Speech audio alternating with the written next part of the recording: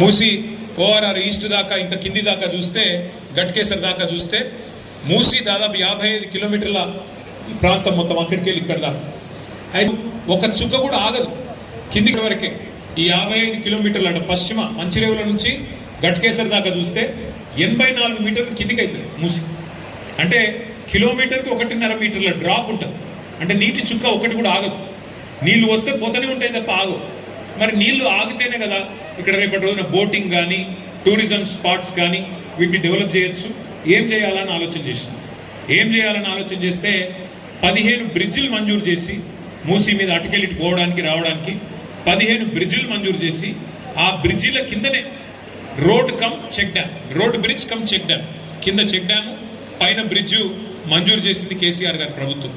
ఇది కూడా కేసీఆర్ గారి ప్రభుత్వంలో 15 బ్రిడ్జిలకి 545 కోట్ల రూపాయలతోని మంజూరు ఇచ్చినాము. శంకుస్థాపనలు కూడా మేమే చేశాం. ఫిర్జాది కూడా మాజీ మేయర్ గారు ఇక్కడ ఉన్నారు. ఫతులగూడలో కూడా నేను సుధీర్ రెడ్డి బ్రిడ్జిలు 15 బ్రిడ్జిలు మూసి మీద మంజూరు కూడా చేసుకున్నాం.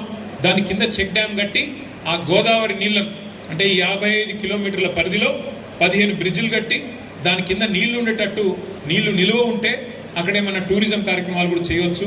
బోటింగ్ కానీ ఇంకోటి కానీ పిల్లలు ఆడుకోవడానికి కానీ ప్రాంతాన్ని సుందరీకరించవచ్చు అని ఆలోచన చేసినాం. అది కూడా మంజూరు చేసినాం. మరి ఇవాళ పరిస్థితి ఏంటి అంటే ఇవన్నీ మంజూరు చేసి కట్టిన ఇల్లు పెట్టిన పొయ్యిలాగా ఒక వడ్డిచ్చిన విస్తర్లాగా బంగారు పల్లెంలో పెట్టి రేవంత్ రెడ్డి గారికి అప్పచెప్పాం. ఆయన చేయాల్సిందల్లా ఒకటే, ఆ శుద్ధమైన నీరు కిందికి నల్గొండకు పోతుంది, భువనగిరికి పోతుంది, కింద మొత్తం నల్గొండ జిల్లా పాత నల్గొండ జిల్లాకు పోతుంది. ఎక్కడ కూడా ఏ బాధ లేకుండా రేవంత్ రెడ్డి రూపాయి కూడా ఖర్చు పెట్టే అవసరం లేకుండా కింద ఉన్న నల్గొండ రైతన్నలకు కూడా లాభం జరుగుతుంది. ఆనాడు గతంలో ఉన్న మరి ప్రభుత్వాలు పట్టించుకోకపోయినా తెలంగాణ వచ్చిన తర్వాత కేసీఆర్ గారు పట్టించుకొని కింద నల్గొండ రైతులకు కూడా న్యాయం చేయాలి, పైన హైదరాబాద్లో కూడా మూసి ప్రక్షాళన జరగాలని చెప్పి మంచి ఉద్దేశంతో ఈ కార్యక్రమం చేసినారు. ఈ క్రమంలో సుధీర్ రెడ్డి గారు ఒక ఆలోచన చేసినారు.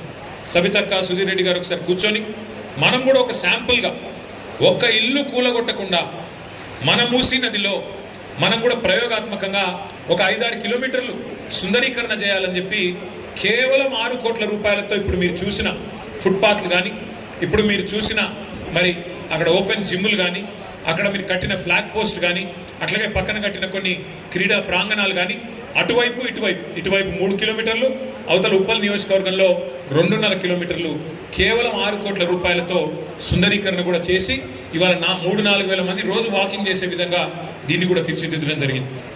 అట్లాగే అవతల పక్కన ఉప్పల్ నియోజకవర్గంలో మూసీ తీరం మీదనే 10 ఎకరాల స్థలంలో 10 ఎకరాల విశాలమైన స్థలంలో 30 కోట్ల రూపాయలతో మరి శిల్పారామం కూడా ఏర్పాటు చేయడం జరిగింది. అక్కడ కేవలం శిల్పారామం అక్కడ మాదాపూర్లో మాత్రమే ఉంటుంది. కానీ ఇక్కడ నుంచి అక్కడ దాకా పోయే అవసరం ఏముంది, మూసీ తీరంలోనే శిల్పారామం కూడా ఏర్పాటు చేయాలని చెప్పి 30 కోట్ల రూపాయలతో శిల్పారామం కూడా ఏర్పాటు చేసి బ్రహ్మాండమైన నిర్మాణాన్ని అవతల వైపు చేయడం జరిగింది. ఇవన్నీ ఒక్క ఇల్లు గుల్లగొట్టకుండా, ఒక్క ఇటుక ముట్టకుండా, ఒక్క పేదవాడి కడుపు కొట్టకుండా కేసీఆర్ గారి ప్రభుత్వం చేసి చూపెట్టింది.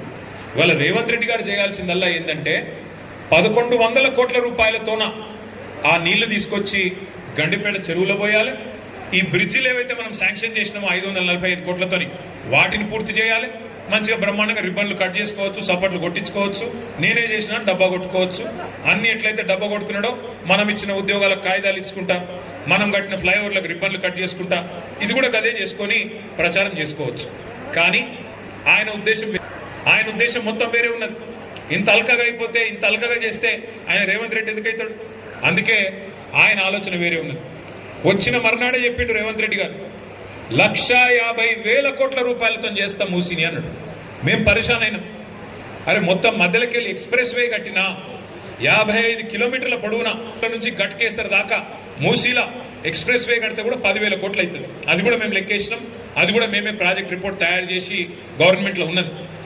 అది ప్లస్ 4,000 కోట్ల రూపాయలతోని సివరేజ్ ట్రీట్మెంట్ ప్లాంట్లు స్వయంగా ఆయన హైదరాబాద్లో బహిరంగ వేదిక మీద చెప్పినారు 1,50,000 కోట్ల రూపాయలతో మూసీ సుందరీకరణ చేస్తారు. మేము అసెంబ్లీలో అడిగినాం, అయ్యా మరి 1,50,000 కోట్ల ఖర్చు అంటే ఒక డీటెయిల్డ్ ప్రాజెక్ట్ రిపోర్ట్ ఏమన్నా మీ దగ్గర ఉందా, సమగ్ర ప్రణాళిక ఉందా, ఉంటే దయచేసి చెప్పండి అని. 2.5 ఏళ్ళు అయింది.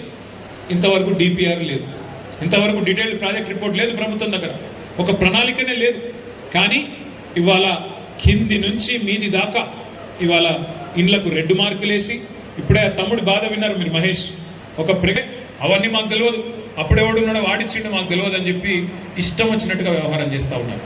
ఇవాళ రేవంత్ రెడ్డి గారిని మేము అడగదలుచుకున్నది ఒకటే, కాంగ్రెస్ పార్టీని మేము అడగదలుచుకున్నది ఒకటే, ముఖ్యంగా పెద్దలు రాహుల్ గాంధీ గారిని అడగదలుచుకున్నది ఒకటే.